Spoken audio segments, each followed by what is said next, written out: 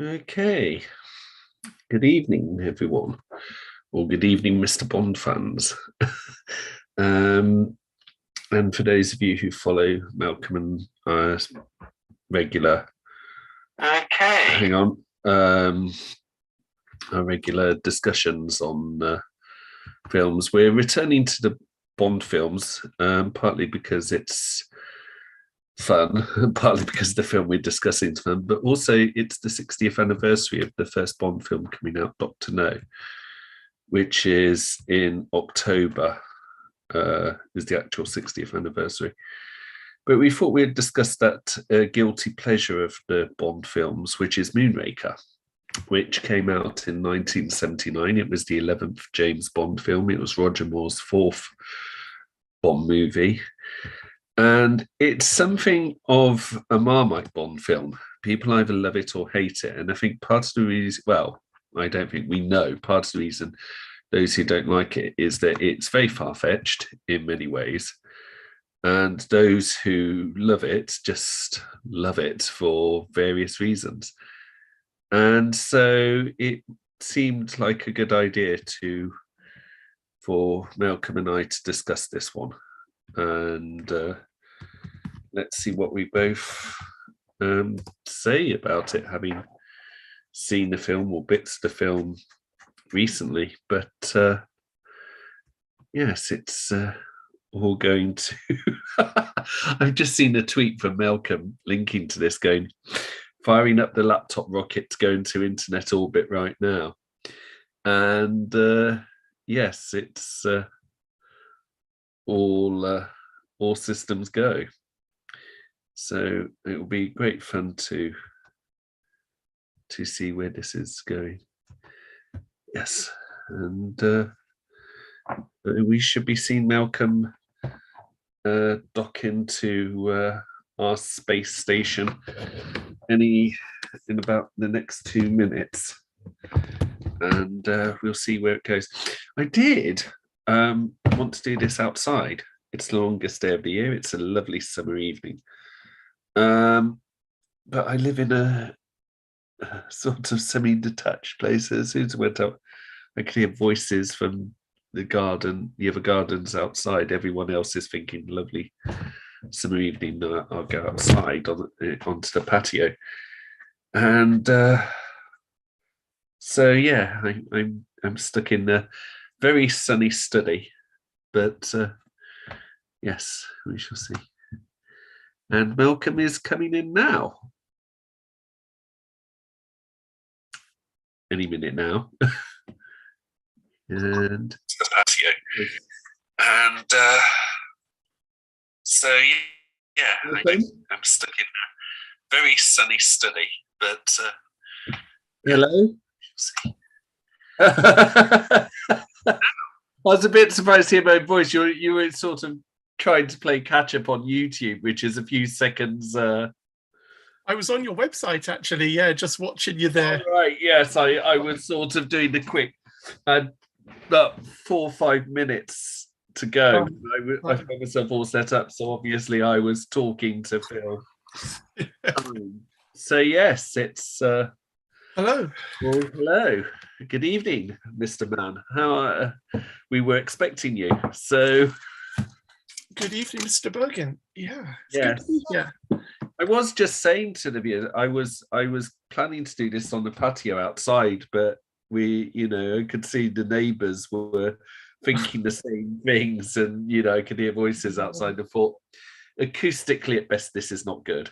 So yeah. Back to the study. Multiplies the possibilities of things going hideously, even if amusingly, wrong. Yes. So inside probably better. And it's also perhaps would be a good idea to find myself looking slightly at the sky as we're discussing the necklace of death going round the earth with poison gas. So, which is one of the key plot lines in the film we're discussing. Spoiler. So, Moonraker, 11th James Bond film, the fourth of Roger Moore's 7 Bond film tenure. Literally the halfway point of the Roger Moore era. What do you make of it, briefly? Well, I enjoyed it. I reject completely the idea that it's a guilty pleasure. No guilt at all in enjoying it. I saw this actually on Facebook the other day on another group talking about Firefox as a Yeah. guilty pleasure. And I left a comment to say, no guilt at all here. I enjoyed it, not best film in the world, but I really enjoyed it. Hits the spot. Moonraker, pretty much the same. Yes. Yeah, I enjoyed watching it, and this was no more proof than in the fact that I managed to watch the film all in one go. Oh, Usually it takes me at least a couple of evenings to watch a film these days, yeah. but this one I was so into it that, yeah, all from start to finish. Parts of it dated rather horribly. Yeah. The storytelling is so naive compared to nowadays. Yeah. It's very much simpler. If you made the film now, it would be a very different picture. But no, you allow for these kind of things and just get into it. And yeah, it was good fun. So Roger at his best, or one of his good Roger Moore film or Bond film. How would you compare it to the Spy Who Loved Me? Because the Spy Who Loved Me must have been a bit of a hard act to follow in some ways. Yeah, I guess it's so different though that if I think about comparing it to any film, I wouldn't think of The Spy Who Loved Me, or actually any Bond film for that matter. I would start looking at sci-fi pictures rather than other Bond films, because it's so of that genre, mixing spy and sci-fi, film even. There we go. We've coined a new phrase. Cubby Broccoli had his own phrase about this film, the Bond producer. What did he say? Oh, Kelvin Dyson, the godfather of Bond film reviews on YouTube, put it well.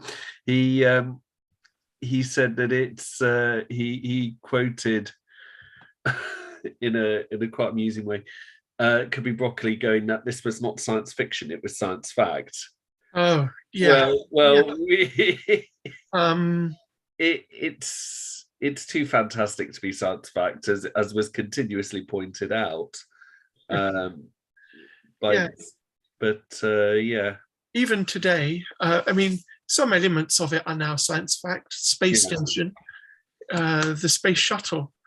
I presume in the space shuttle, the shuttle was in preparation. It was. It kept going delays. I mean, the idea of the space shuttle that NASA wanted to do it was during the start of the Apollo moon program, that they planned to do this at some point. But I think they were thinking mid to late 70s, the space shuttle coming in, and there were delays. The first trial one that was not designed to leave the Earth, where Enterprise, deliberately named as such, was launched in 1977, and that was just for a trial run to see it could fly by itself. There were delays, and I think the idea was, I read somewhere once, that when Moonraker was being made, they hoped the release would coincide with the start of the space shuttle program.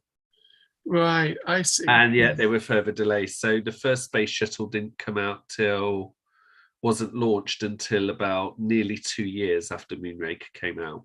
Right. Okay, that's interesting. Yeah. Yes. That makes sense. I mean, I wouldn't spend too much time comparing it to other sci-fi pictures of the period, although it is part of that gang. It's poor if you compare it to Star Wars or even Star Trek the motion picture.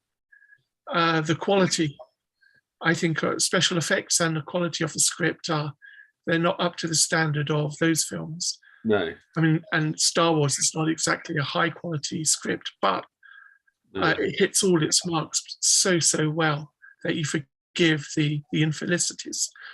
But it's just an honest, down to earth, good picture or up to the heavens good picture. It's limited in some respects, but doesn't matter.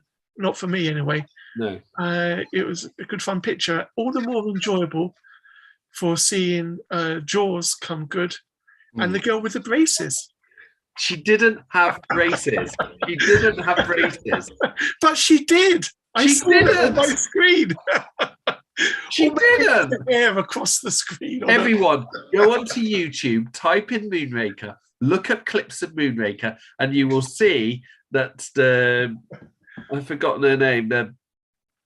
Where Jaws ends up with the braids does not have braces. I can see why people think that. Because, don't listen to him. Fake news. She does have braces. Take my word for it. But you know that when she appeared on the screen, I thought, oh, that's the girl that they're arguing about with braces or not. And I did look very closely, and I thought, how is there ever any argument? Because clearly she doesn't. Yeah. But it's funny. And that was so sweet as well. Did Jaws appear again after that? No, he didn't. I don't know whether I heard one or two stories, nothing factually like behind that. He was considered to appear in Fiore's only. And I'm glad they didn't. And it might have been the reason why they didn't, is that Fiore's only where they decided to bring it down to Earth, as it were, figuratively as well as literally. Yeah. And Jaws wouldn't have fitted perhaps in the tone of the film. So given that support characters in Bond don't usually, certainly up until Daniel Craig, didn't really go very far in terms of development. And we see a whole host of support characters suddenly turn up in Moonraker.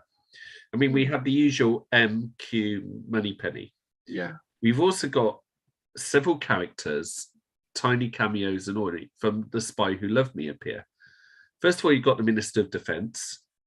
Yeah. Frederick Gray, who had then gone to appear in several more Bond films and to start of the Dalton era.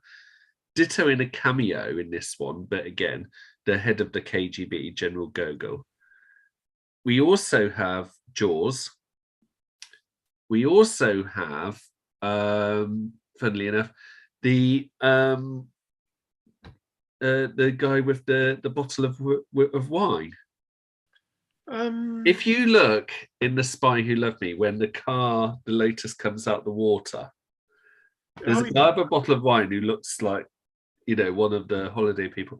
In Moonraker, as Bond's going in the gondola through Venice, right, he goes past, again, same person, looking at the bottle of wine. And in Fiore's only, he appears again as Bond joined the ski chase. When Bond skis over the table, he stands up with a glass of wine, looking shocked.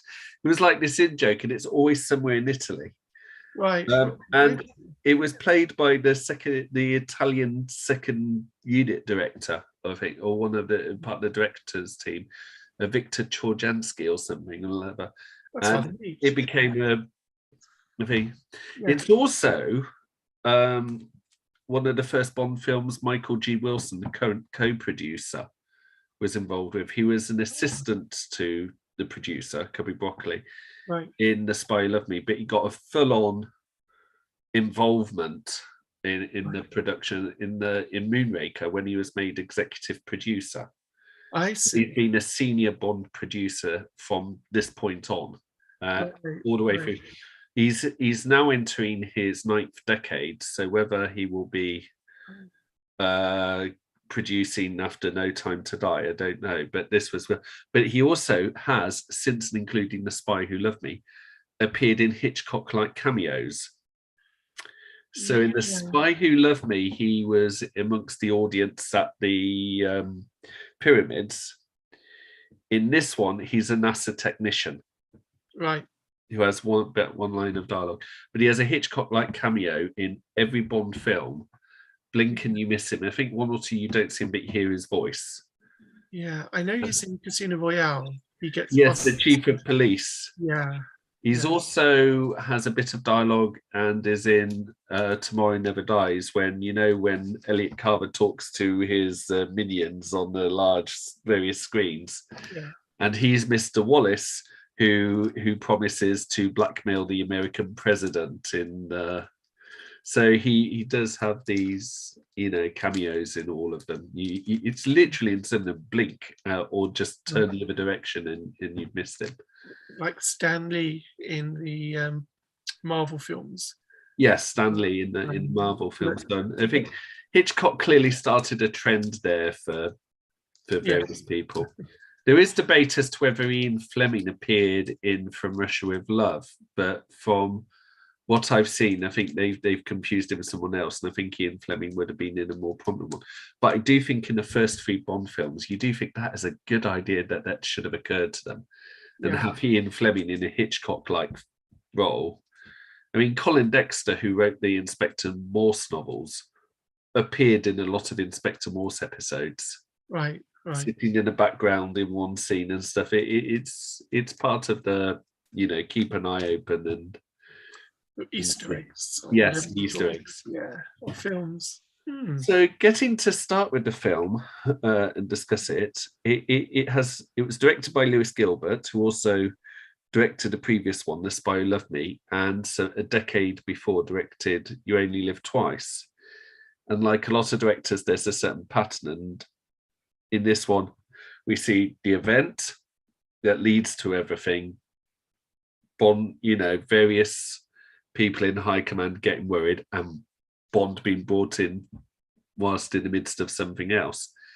So in this case, we see the shuttle stolen while flying over the Yukon. Yeah. M being told and bringing in Bond, who's back from his African assignment, leading to what I personally think is one of the top 3 stunts in the Bond franchise, when a fight ensues and Bond is pushed out of a plane without a parachute. It's quite a stunt. It is quite a stunt. The only downside in having seen it so many times is you can spot the stuntmen and you can spot the line, the little things that make it clear it's 2 stuntmen ready to open their parachutes at a moment's notice. I never noticed. No, good. And I'm not going to explain it because it will take away some of the magic. No, that's fine. I think it's probably the only stunt I can think comparable to it is Tom Cruise jumping out of an aeroplane. Similar sort of stunt. And in one of Arnold Schwarzenegger's films, Eraserhead, I think he leaps out chasing a parachute.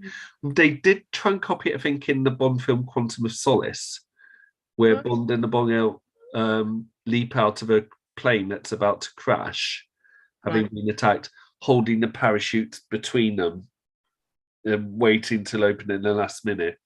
But it was one of the first things they filmed for obvious reasons, and it took days, hours going in, doing the jumps. What you're seeing is accumulation of days and days and days of film. Yeah. To be choreographed and done right. But I think it's one of the best. And John Barry's score with it as well, even the kind of tension when Bond's trying to get the belt buckle on the parachute. So yes, I think it's great. The sound, the music and the soundtrack. What do you think? It didn't really leave an impression on me. I was actually thinking about the music earlier, just before actually we started, and I have to admit, I was trying to remember who did the pre-credit song. The credit song, Shirley Bassey. And I thought, I can't remember at all the song, the music. It just, I mean, I'm not an expert on Bond music, but I wouldn't point to that as one of the strengths of the film. No. That just may be me being far too casual a viewer. It did its job in the background, and that was fine. I certainly don't remember any of it being out of place, feeling out of place, or just plain bad. So I can't really speak much to that because, well, what was on the screen was far more, was holding my attention enough without thinking about the music. I thought the main theme wasn't good. I thought that I didn't care much for the main theme. However, I did think that the soundtrack in part it was lacking in parts, but I did think the soundtrack was good. I thought it was especially good with the towards the end when it heads off into space. Right. And it has that kind of the deep, like when they see the space station appear and there's the silence and the wind or this wind sound or everything, and then there's almost something majestic about it. Yeah. And captures sort of the, rather Holstein about it, and everyone sort of, picks around. That would be appropriate. Film picks, around Holst, from his Planet Suite, and yeah. You do feel it kind of fits for that. I mean, the notably John Williams seems to copy almost, well, not copy, but get his inspiration from Mars for some of the stormtrooper scenes in right. in the Star Wars films. So yeah, there were bits I liked, and it was also, I think, the last time they used the 007 theme, which they used primarily in the Connery era, which was in the speedboat chase in the Amazon. Yeah. So yeah, that was a good yeah sequence. Speedboat chase. Yes. Very enjoyable. That. Yeah. Going into the film itself, some things needs pointing out. This was Bernard Lee's last film as M. Right. He would have done Few Eyes Only, but as filming commenced, it turned out he had terminal cancer. And whilst he visited the set, he wasn't well enough to take part, and that's why they don't have him in the film. Right. They thought it was unfair that whilst he was still with us to recast him, even though he was too ill, and he died after they finished filming, but before the premiere. And so this was his last film as M. And I was thinking, what did you make of him as M in this one? Well, he was, I suppose, appropriately cantankerous for M. It was nice to see him out of the office, although I didn't like the scene where they go to, Bond takes him and the other guy to Minister of Defense. Yeah. Oh, okay. Yeah. To Drax's lab. Yeah. That for me is an example of the simplicity of the storytelling. Why would you ever do that? The two chief guys in a different country as well. Yeah. Never happened. So, but I mean, it's nice to see him out and about, I guess. Yeah. And he's it's a solid M performance. Getting a bit impatient with Bond, giving the orders. Doesn't go much further. When the one thing in that touches on the novel, because in the novel it's a rarity. It's the only time you see Bernard Lee's M meet one of the villains. Right. In the books, it's the only time in Moonraker. It's the only time I think you see M actually meet one of the main villain. In both of them, so there is that. But in both of them, you get the sense. Well, in the book, M does not trust Drax. He knows him as a bridge partner. Funny enough, that's touched on where the Minister of Defense says, "I play bridge with Drax." Well, in the book, M plays bridge with Drax, and it's M not seeing Drax cheating at bridge. I'm thinking, why is he cheating at bridge when he doesn't need the money? There's something not right, and he brings Bond in. Right. And yes, it's very different to the book.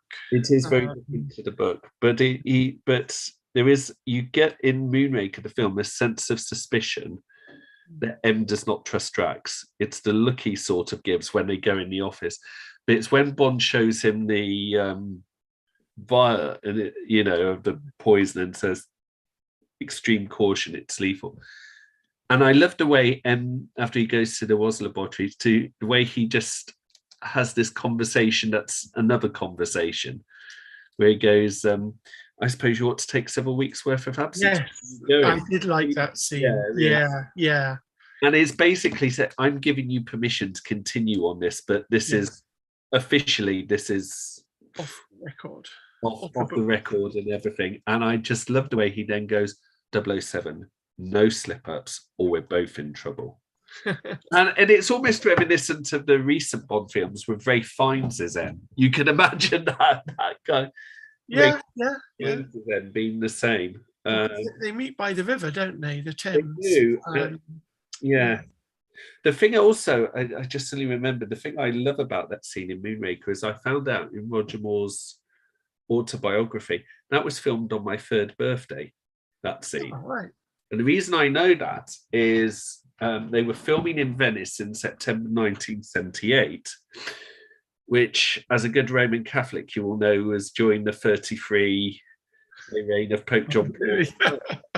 I didn't realise that. Yes, of course I knew that. Yeah, I was about to mention it. Yeah. Yes. The reason I know it was filmed on my 3rd birthday as a result was my birthday's 30th of September. John Paul I died on the 28th of September. Now, when they were going to film that on the 29th, and all the bells were ringing in Venice, all these church bells, and Lewis Gilbert, the director, said, can someone do something about that? You know how it is when you're director of a big bit, you can say things like that. And Roger Moore took him aside and said, Lewis, we can't. We'll have to postpone and film later. We can't cut it. Why? Because the Pope died yesterday, and yesterday evening, and it was announced this morning, and he was Archbishop of Venice. So then there is nothing we can do. So he said they cut filming, and obviously they couldn't film in the late afternoon or early evening because by then Bernard Lee had gone to the bar, and he unfortunately, that was a sort of flaw he had. And so they filmed first thing in the morning the following day. Well, that's 30th of September. So I look at that thinking that was filmed on my 3rd birthday. How about that, eh? That's pretty sweet. It is. So, yeah. Yeah, nice one. Well, in the book of Moonraker, doesn't Bond get drunk while they're playing bridge? I don't know. I've never read the book. I know the synopsis. I'm pretty sure he does, because I read it a good while ago. Yeah. Actually, whenever is it Disney or Pixar film Up came into the cinema, I went to see it, and I was early, so I went to the pub for a beer, and I was reading the Bond books at the time, and I was on Moonraker, and I was enjoying it so much I almost never went to see the film. I did in the end, and I was glad I did. It was a good film. Yeah. But there are similar. I'm pretty sure because it's all in Britain, and they go to this bridge game. I must have a look at it, and because I think Bond does get a bit tanked in it. Yeah, there are similarities to the film in that the Bond girl in this is working undercover for Drax's corporation. In this one, it's Holly Goodhead, CIA agent. In the novel, it's Gala Brand, who works for British intelligence. Right. And there is also a scene they took straight from the novel where they're left underneath a rocket, so they're incinerated when it goes off. Yeah. The space shuttle. Drax. Oh, he's a great villain. I did like him. He's in my top 5 villains. He's played by Michael Lonsdale, who was a fantastic actor. I mean, it must have been the easiest gig in the world for him. Turn up, just be really cold, and I think it's emotionless, but it's chills. I mean, the dialogue's not much different and styles are much different to Stromberg, but but he's a world apart from him. I know. He underplayed it, and the more he underplayed it, the more calm he was, the more terrifying. And part of it is there are moments when he's almost like the Master in Doctor Who. He'll make these these witticisms and deadpan, and part of you's scared and part of you's entertained. It's like the first time you see him and he's very Roger Delgado and Anthony Ainley. yes, He's definitely in that line. Yes. Although perhaps they had a bit more humour, less deadpan, but less deadpan than him. I have been on record of saying that if Roger Delgado hadn't been killed in a car crash in the mid-70s, if he was still alive when they're making Moonraker, I would hope that he would have been cast as Drax. Yeah. Although I doubt it. This was unusually, because of the tax reasons, nearly all of it was just about all the studio scenes, apart from the special effects, were filmed in Paris, not at Pinewood. Right. Okay. So it's a co-production with a French company, and under French law, they had to give one or two senior roles to French actors. So they gave Drax to Michael Lonsdale, who was an Anglo-French actor who had French nationality, and that's why they were in the early stages, I think, going to give it to James Mason. Okay, that would have been interesting. But Michael Lonsdale, I love that that first scene where he's all friendly, offers Bond a cucumber sandwich, which I think should have got Bond onto him immediately, because if he was a gentleman, he would have offered several types of sandwich. Do you want cucumber or smoked salmon or ham and no, there was just English afternoon tea sandwiches do not consist of cucumber sandwiches. That should have sent alarm bells ringing from the off. He's not a chap. He's not a chap, But I love that bit where after Bond goes, you just see him look like, I can't do it. He's so deadpan. I can't do it without slightly grinning because but he just looks so deadpan, and Chang just appears behind him, and Drax just looks at him and he just goes, Chang, look after Mr. Bond. See that some harm comes to him. He has a couple of lines like that where he turns around. Well-known phrases like see that no harm comes to him. See, I got that when I saw that when I was 10, and I got it immediately. And it's a great line. The type of Bond humor I love.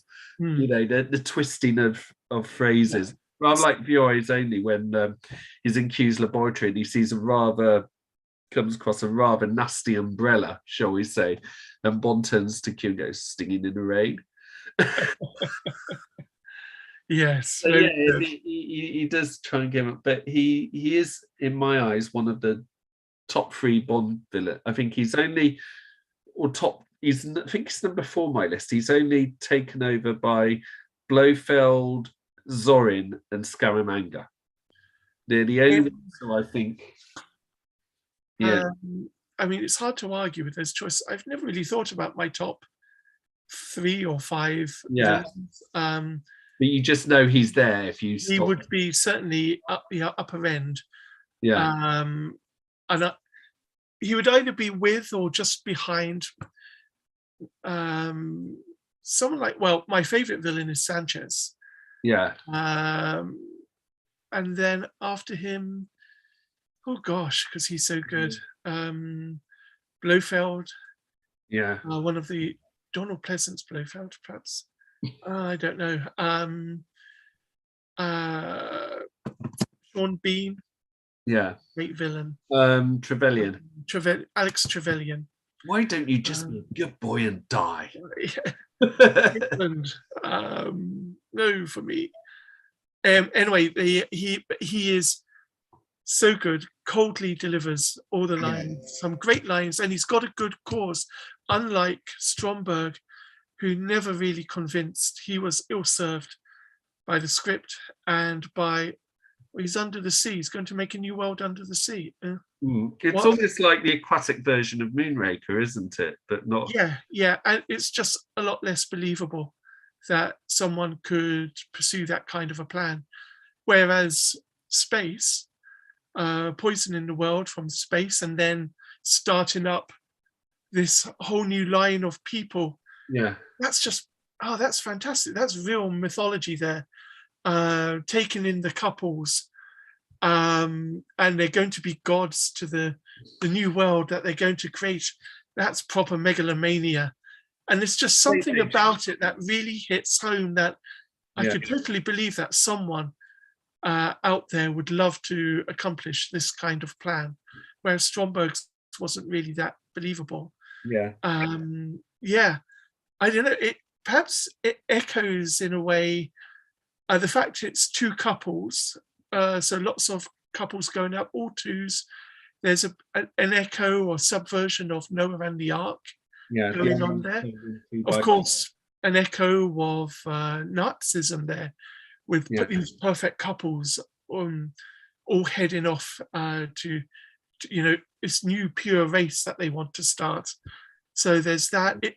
It feeds into different. I love the way Bond mocks it. Leaving you on your flying. How's it? Leaving you on your flying stud farm. It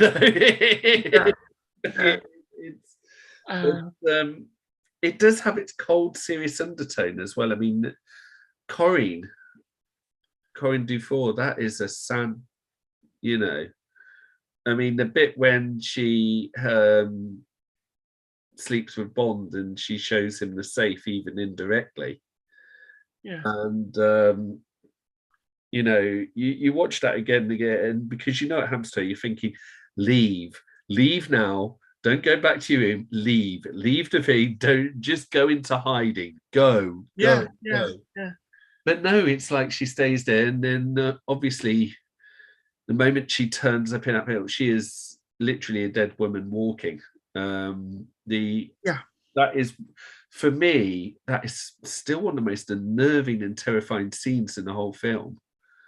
Yeah, and in there is an echo. Well, it's not a real echo because it came before Firefox, where what the mechanic who helps Clint Eastwood's character along his way, he's in the countryside, running on foot from the communists and their dogs.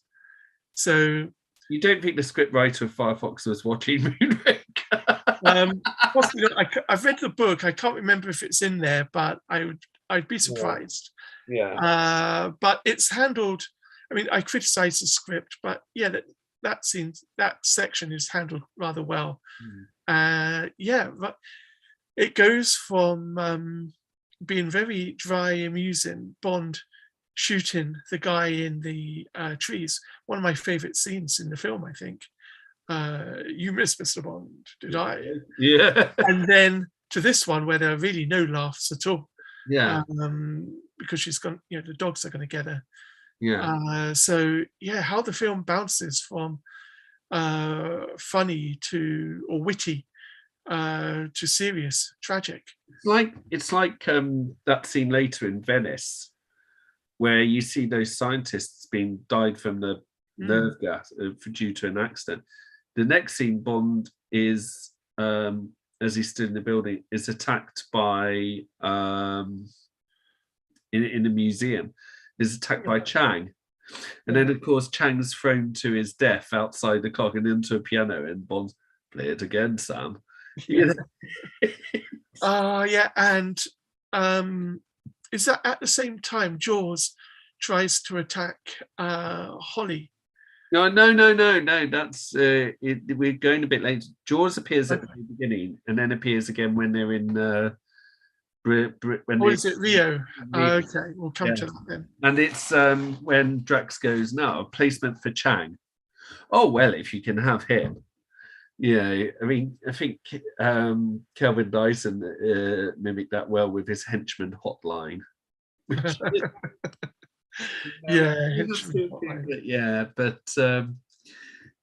So Bond arrives in Rio via Concorde. Nice to see. As does Drax, the plane to fly on in 1979, and or 78 when most of this was filmed. And it's Manuela, who works for the MI6 station in Rio.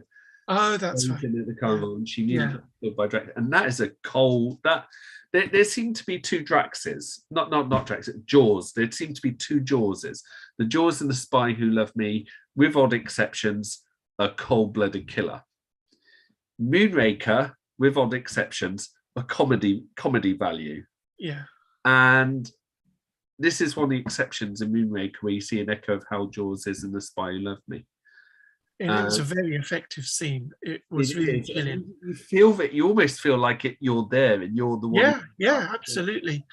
It was right in terms of how cold a scene it is. I would rate it with the dogs. Yeah. Right up there with that scene. Mm. So yeah, I was convinced that she's going to get killed. So when Bond came to her rescue, oh, brilliant! Well done, him. Yeah, he saved her neck. Literally, Sorry. yeah. I'm awful. This is. It was a great scene. I do have a warped sense of humour. No, it's good. So yeah, and then of course he bumps into Bond, then bumps into Holly Goodhead again after their night in Venice.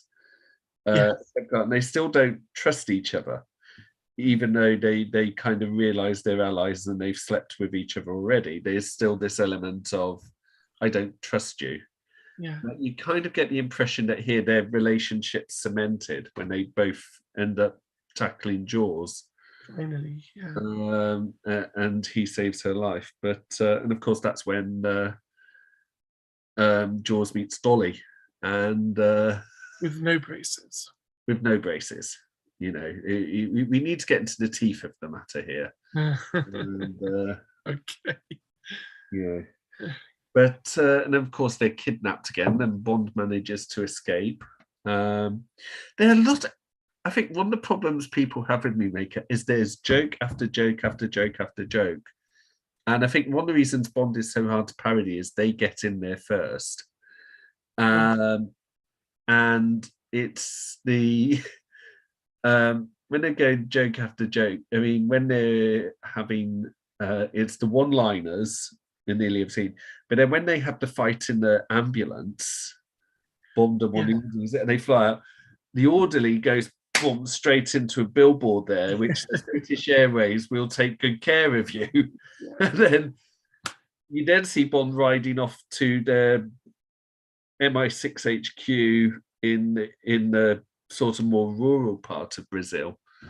One of the many rural parts of Brazil, and you've got the Magnificent Seven theme playing in the background. I mean, the jokes are all around, and actually, there is this trend, isn't there, in the films for a while, where you see M having offices all over the world. In the Man with the Golden Gun, he has an office in the half-sunken Queen Elizabeth in Hong Kong Harbour. In The Spy Who Loved Me, he has offices in one of the pyramids in Egypt. Moonraker, he's got an office in a monastery in Brazil. And, you know, I think after that, it kind of tails off slightly. But there's these 3 films in a row where... Yeah, they really weren't looking for total realism. No. These pictures, that's for sure. I guess License to Kill, not quite an office, but they meet at Hemingway's house. Yes. That's the only one later on that I can think of. Yeah, it's also one of the few times you see Timothy Dalton give for his Bond a convincing quip that it's a farewell to arms. Yeah. And for years and years, I didn't get that till I realised it was a Hemingway. And even after I knew it was Hemingway's house, it had to be explained. Someone said, "Oh, quipped one of the time. Oh, a farewell to arms. Oh, yes." Yeah. So we've kind of touched on the boat chase in the Amazon. There is an element of Roadrunner and Wile E. Coyote between Bond and Jaws in this one, isn't there? It's really amazing how Jaws survives, having no parachute, survives his boat going over the waterfall. And he looks drenched and sadistically annoyed when he pulls Bond out of the... Yeah. He survives far too much. He does. But, I mean, not complaining.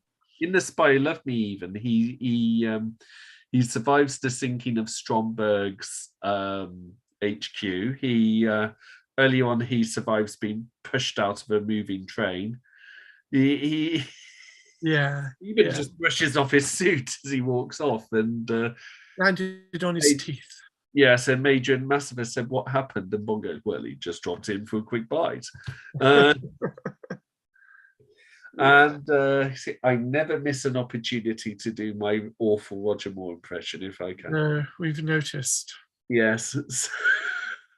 So yeah, so he then comes across some of there's angels of death, as it were, the women in Women, yeah. Drax's entourage, are And almost like sirens leading Bond. they were very much like sirens. Yeah, yeah. Mm. That's a good way of seeing them. Yeah, that's their part in the film, and they do play it very well. It has to be said. I mean, leading the Bond snake has more character, but yeah, they're very good. leading Bond to his encounter with Drax's pet python. But Yeah, the way there's something disconcerting the way they're smiling sadistically as he's struggling to, that is quite effective, actually. and then when he poisons him, they're like, the smile to look at coldness.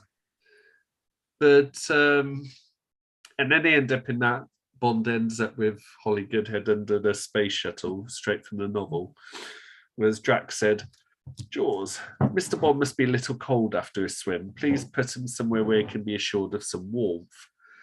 And then off into space. I don't know. Was Moonraker one of the first Bond films you saw? Because it was one of the first Bond films I saw. No, I don't think.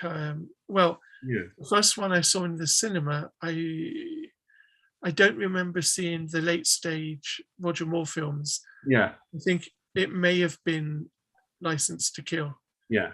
But if someone told me, no, actually, we went to see this one or that one, Yeah. but I don't think I would have gone as early as to see Moonraker. Moonraker's one of the first Bond films I ever saw, period. Yeah, I don't remember which one I first saw on TV. But the reason I ask is, how much of a surprise, how much of a reaction was it to Bond going into space? Oh, yeah, that I can't remember. Yeah, same. Unfortunately. Because I don't think I knew because it was one of the very first ones I saw. But watching it again now, the surprise I had was that the space section is actually really short. It's you can't be in space for more than about 20 minutes. I was going to say 20 minutes, half an hour tops. Yeah, and it can't be half an hour. I mean, I didn't. We are including him chasing after the globes. No, from the point at which, say, they dock with the space station to their return to Earth, that can't be more than about 20 minutes. Yeah. And I really did.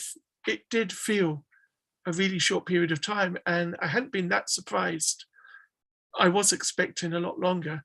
I remember when I watched The Sting a while ago, which I'd seen some years ago, and watched it again.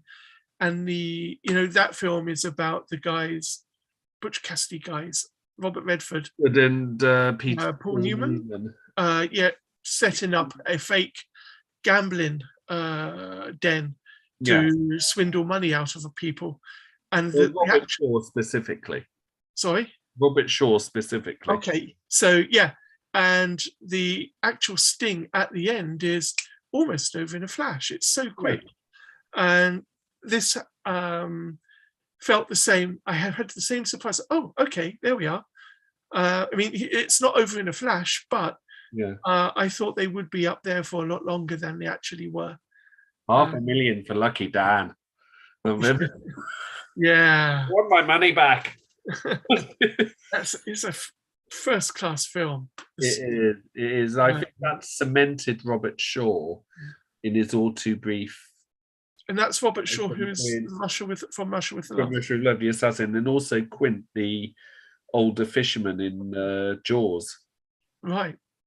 Yeah, brilliant actor. And he left us at the age of 51 from a massive heart attack. And But I do think the Sting secured Robert Shaw as a major Hollywood player.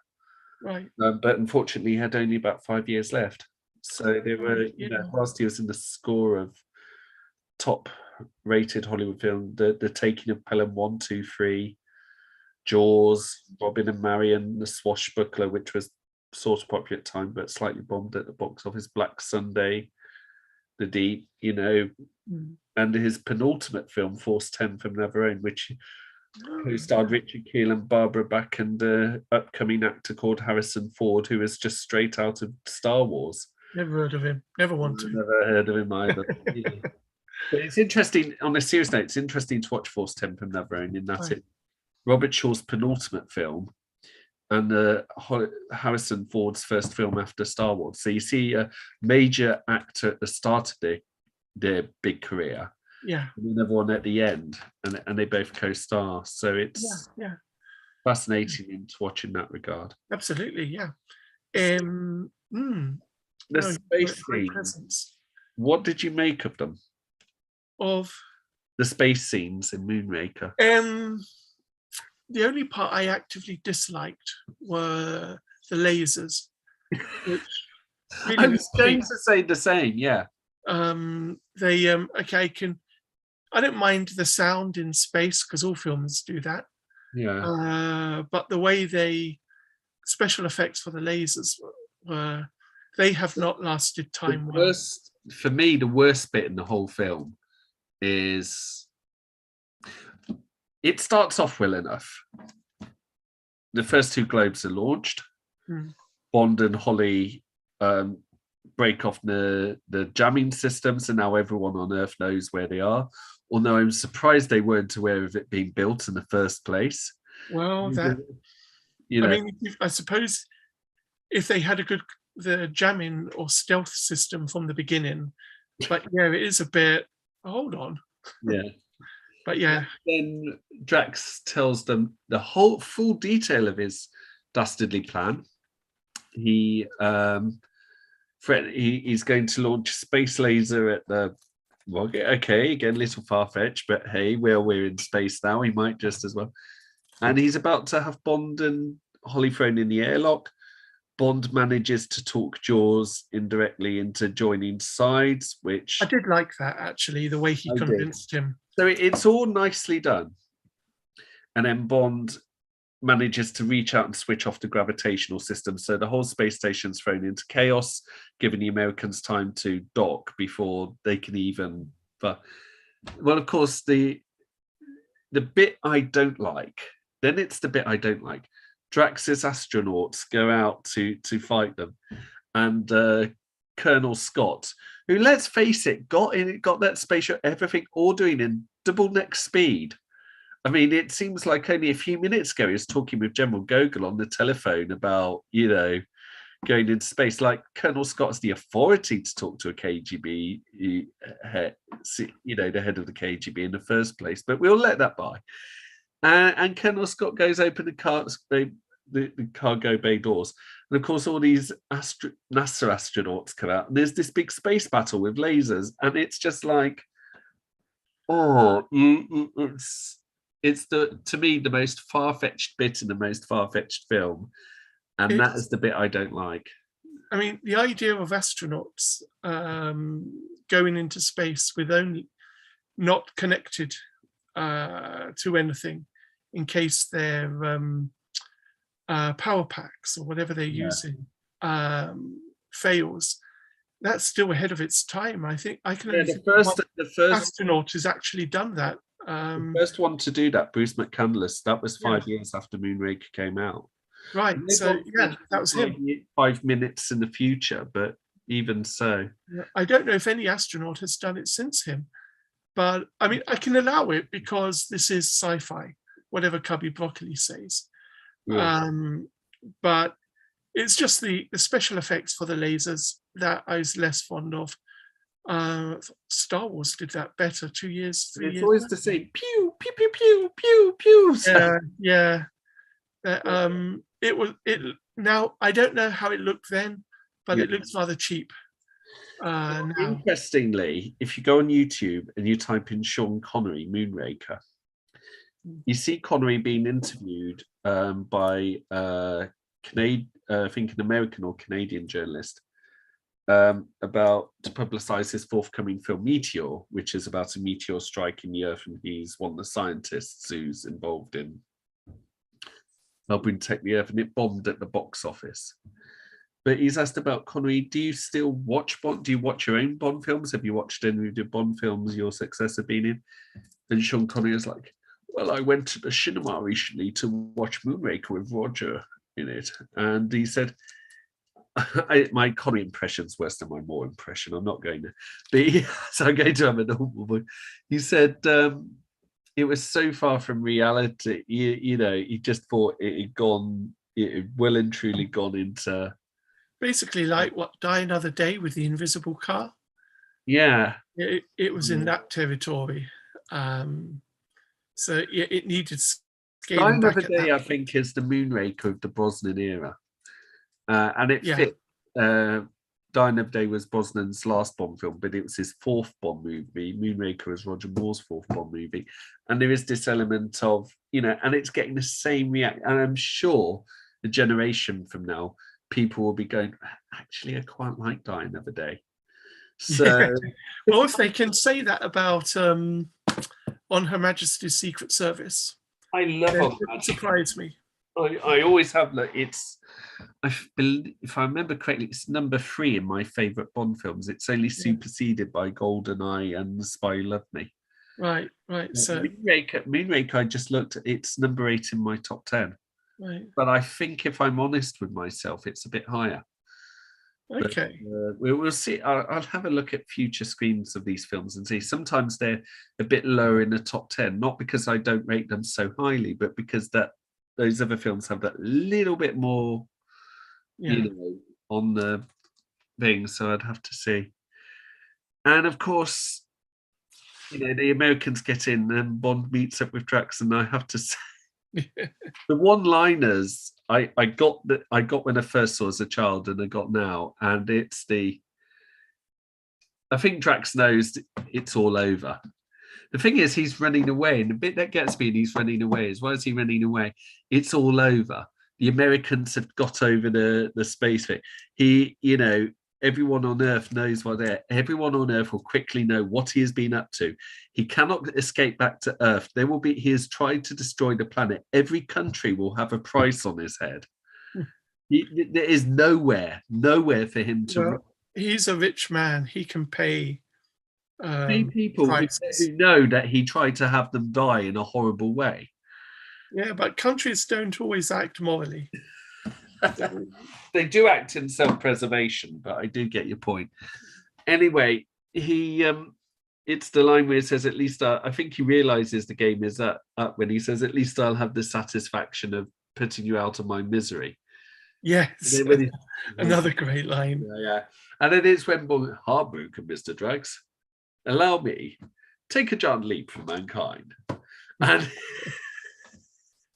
Yeah.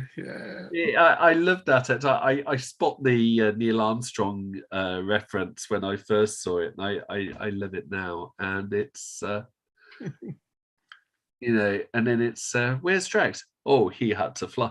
Someone actually said online Bond should have said, oh, he needed some space. That's brilliant. Yeah, absolutely. Oh, that is a really good line. Well done to whoever said that. We're sadistic lot, aren't we, really? That would have been perfect. Wow. Oh, dear. Yeah. So, then, of course, we got the... they chase after the globes, and Jaws has gone off with Holly. It's when it breaks apart and Bond goes, oh, don't worry, there's only 100 miles to Earth. And it's like, how do you know they will be all right? I mean, it turns out they are all right. They're picked up, but I would have very much appreciated if they had a scene where we see Jaws and Dolly on Earth, back on Earth, rather than just being told, "Oh, they're fine. They've been picked up." That would have made. I would have liked that. Given Jaws' numerous crimes, and Dolly being some kind of accessory to this one, I think they would have ended up in prison for a very, very long time. Well, yeah. villains like him don't go to prison. No. And Dolly, well, she could have been brainwashed or something, I suppose. Yeah. We I don't, wonder we if you don't end really up know. with Jaws proving this point, but ended up being. They ought to have done a spin-off with Jaws as an assassin for the CIA, or for MI6. That would. It's most unfortunate that they don't do spin-off films, that's for sure. I did a blog post once, I think, about because people always talk about James Bond spin-offs, and I think I did a blog post once about what spin-offs could you get from the Bond films, and I thought one was about General Gogol as a struggling colonel in the KGB in the 1950s, having to be one step ahead all the time from his boss, Rosa Klebb. Yeah, that would be a tense story. The other one was General Koskov from The Living Daylights being in the Siberian Gulag in the early 90s. I had several along those lines. So, yeah, it's. I'll have to look it up again because I did get a lot of amusement making all of those up. Yeah, the films introduce a whole array of interesting characters that they then tend not to develop very much before the end of the picture, and then we don't see them again, or they get killed off. It's a shame. Sorry. I think it did one of Winton Kid as well. Right? Yeah, their adventures. Yes, that would be brilliant. Those two, how they met and what they did afterwards. I mean, them actually probably more than any other set of characters, because they're so memorable, would be perfect for a spin-off. Yeah. But yeah, it's a shame that they've not gone for that. Yes. So Bond and Holly destroy the globes. The last one with literally nanoseconds to spare. Don't mention nanos. Too soon. Yeah, but the only person who signed in said, "Hey, Paul, big fan." I was just looking on the chat. It's very kind, but yeah, there's nothing on the on the film we're discussing, but never mind. But yeah, so it ends up in that time-honored Bond tradition, doesn't it? Of Bond and attempting re-entry. Attempting re-entry. Let's leave it at that. The attempting re-entry. But I remember someone once saying, it's amazing how Bond never gets sacked being caught behaving in. Yeah, absolutely. I mean, he did help save the world. So he and Holly Goodhead. So I think they were sort of let off there. But the cringe factor does increase with the lead up beforehand, where it's like, in honor of this, we're putting the live feed through to both the White House and Buckingham Palace. And the Minister of Defence going, well, I'm sure Her Majesty will be delighted. It's just I don't think President Carter would have been too thrilled either. Oh, President Carter, no, He's probably still with not. us, God bless him. He'll be 98 in October. I read a lovely report about him on an aeroplane the other day, that he was walking up and down the aisle, shaking hands with everyone, and he got a round of applause from all the passengers as a result. He is the much loved of ex-presidents. Yeah, I mean, as a president, he wasn't up to much, but as an ex-president, since then, he's been a great figure. And longest survival after office, 41 years, and longest lived US president. Right. And sorry, how old is he now? He'll be 98 in October. A year younger than Henry Kissinger. He's 99 at the moment. Yes. He still isn't any the wiser given his recent comments about Russia. In terms of, I mean, you can never go to Henry Kissinger for moral foreign policy, can you, really? Probably not, no. I mean, I think twice before going to any politician for moral advice, but but anyway, President Carter, top bloke. Yeah, absolutely. So Moonraker, they clearly reached a point there, and then Fury's Only, they peaked somewhat and then went more down to earth with Fury's Only. How do you think the film's aged? In some respects badly. Yeah. for the reasons I mentioned earlier. The way the story's told is much too simplistic. Yeah. It's a comic book in the worst sense of the word. Yeah. However, there's some great chase sequences, some really funny lines, some Yeah. very chilling moments as well, very exciting scenes. So for the weaker parts that there are also stronger elements as well that make the film enjoyable, or made the film enjoyable for me to watch. Yeah. It's a shame that some say special effects haven't lasted, but that's cinema. That happens. So I wouldn't hold that against the film so very much, to be honest. You just got to let that part go. Otherwise, any film over 5 years, you're going to be looking down on. Yeah. So, yeah, it's a success with, for me, a success, although with parts that, don't work so well anymore. Are there any? How do you rate it compared to the other Bond movies? Favorably, Yeah. yes, for all its weaknesses. I take seriously nowadays the fact that I'm able to watch a film in one go, because it really isn't that common that I do that. No.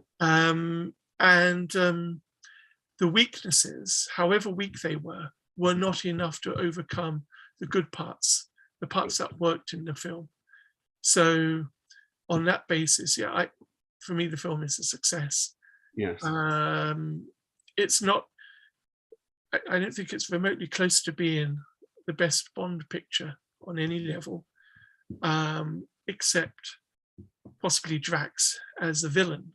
But it's worth its place in the canon. What about two other things come to mind. How do you rate Holly Goodhead as a Bond girl, and how do you rate Roger Moore's performance as Bond in this? I'm glad you asked that about Holly Goodhead. I really liked her. Yes. I thought she's a really strong character for the age. She's my favourite Bond a lot, actually. Right. I mean, I think for me, she's in continuity with Carrie Lowell, Pam Bouvier, and Xenia Vondertop. These strong female characters that Bond encounters along the way. Yeah. She, in the 1970s, I wouldn't be expecting to see a character like her. Maybe that's just me having not watched enough films of the 70s. Mary Goodnight in The Man with the Golden Gun has a poor reputation. Solitaire and Living Let Die to a certain extent. These are... Yeah, I haven't watched those films in a long while. I mean, she's not quite as strong, I suppose, as Rosa Klebb, but because she's not the villain. No. But I think for a Bond girl, she holds her own really well with Bond, and that's what I really appreciate about her. That she's no simpering Bond wife. No. Screaming her head off and what have you. James. She's his equal. Yeah, she is his equal, and that's really neat to see. What I like about her, I would say, she is pretty much. I think it might tie in with what I like about women. She's not simpering. She's very much her own woman. Well, obviously, a chap doesn't want women to be so strong. Your wife's not watching, very, very, very carefully. You are on Crocodile Island here. So just in the natural way of things, there must be limits, Paul. Yes. Well, anyway, but yeah, you're right. She's a strong character, a strong woman, but when you think of a Bond girl, you don't think of a strong female character. And when you find one in the films, and especially so far back, that's a pleasure to see. And it kind of shows, I suppose, that the reputation is a bit all deserved. Yes. But yeah, I liked her a lot. I was very sorry when she didn't escape from the ambulance at the end of that fight. Yeah. It was really neatly done. But you know, that's by the by. Yeah, she's a really good character, definitely. What did you make of Roger Moore's performance as Bond in this? Solid, absolutely solid. For him, I think he's at his most stereotypical. I mean, this isn't most Roger Moore-ish. He's at his most Roger Moore-ish. Well, yeah, he's stereotypically Roger Moore. He was perfectly what we love about Roger Moore as James Bond. Yeah. The humor alongside the action. Yeah. And he wasn't yet old enough, so old as to make us think, why is he still doing this role? He should have retired by now. But yeah, I thought he was absolutely solid in it. I liked him. His 51st birthday was during filming, so he's not doing bad. Doesn't show it, yeah. I mean, at no point in the film was I thinking, how old is he? Oh, no, he's too old. Come on, why? Why was he still there? He was absolutely convincing in the role. And yeah, so I really liked him a lot. Whereas in Fury's Only, he's more Fleming. He's at his least Roger Moore, isn't he? He's more closest to the Fleming's Bond. Oh, yeah, I'd have to watch it again to refresh my memory. Yeah. But which film is he that most Flemingish moment, or Sean Connery or Daniel Craig moment? He kicks the guy off the. Yes, For Your Eyes Only. That's For Your Eyes. Yeah. And he comes across in those few seconds as more cold.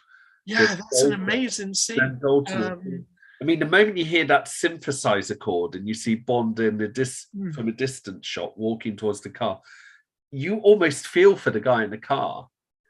Yeah. That is how cold, before you even see a close-up, you know he is now in big trouble. It's an amazing moment because I would not expect that of Roger Moore's Bond. Connery and Craig, actually all of the others, yes, but not him. Yeah. And it's a very good reminder of the cold edge to him. Yeah. There's all the humor, but when he wants to be, we make fun of Roger Moore's acting ability and all of that, but he really nails it so well there. Is when someone once did a kill count of each James Bond, and Roger Moore did the most kills. Funnily enough, Roger Moore's Bond. But the funny thing is, it's either huge groups of people in an enemy base, or when he does it, it's sort of done with a light-hearted quip. In to a character who we see enough of to detest. So it kind of blunts the edges of it, which you don't, interesting. You don't quite get. Yeah. Anyway, I think we've chewed the fat off Moonraker, and James Bond will return, I'm sure, to one of our film reviews at some point. But we'll have to do a Brosnan film at some stage. We'll have to do a Brosnan film this year, and we'll have to think of something specific for October, because October will be the actual 60th anniversary. Ah, right. Okay. We might end up doing the very first one if you're up for that. Dr. No, yeah, definitely. Yeah. Okay. Or should I say no? See what I did there? I can see exactly what you did there. I got the jokes right to the end. Anyway. Okay. Have a good evening. You too. Enjoy the huge dollops of daylight we've got left on our longest day. I'll probably be in bed soon.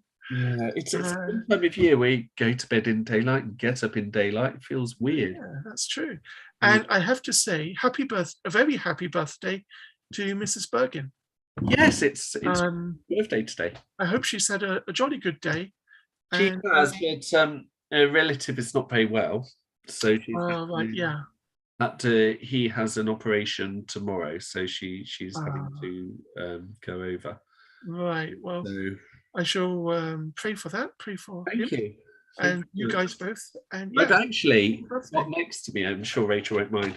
She got these chocolates for her birthday, and these are left. And You've for those of scoffed you them who all. know me, I've got a sweet tooth, and Rachel's already broken through, and it's taken a lot of. You've seen if you've watched me very carefully during this review, and my hands sort of gone like, and then it's sort of because it's like Well, they're for Rachel when she gets back. Do not touch them. I would absolutely condemn you for your behaviour, except that the jelly babies that I bought in the Sainsbury's the other day, they're in the fridge, and they have been disappearing at a rate. Yeah, Mainly into my stomach. So sweet tooth as well. easily done. Easily. Yes, very much so. So, and I've got too much of this. I need to lose a bit. Same. Yeah. Anyway, Yeah. all the best, and thank you you. for the birthday greetings to Rachel. Cheers, and look forward to the next time. Indeed. All the Brilliant. best. Cheers. Cheers.